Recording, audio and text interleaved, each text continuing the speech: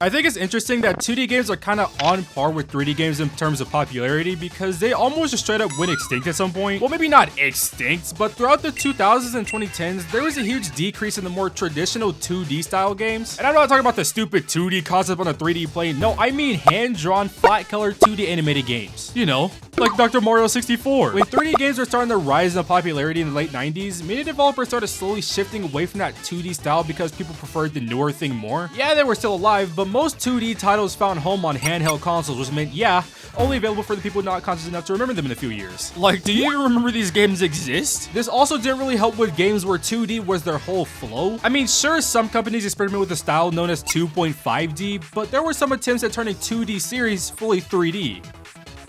Please go back! Eventually, some developers did start going back to that traditional 2D style over the years, especially with the rise of indie developers who fought tooth, nail, and hand paste to keep that genre alive. I think games like FNAF, Hollow Knight, and even Cuphead, which was hand-drawn, helped people come back to the space and say, wow!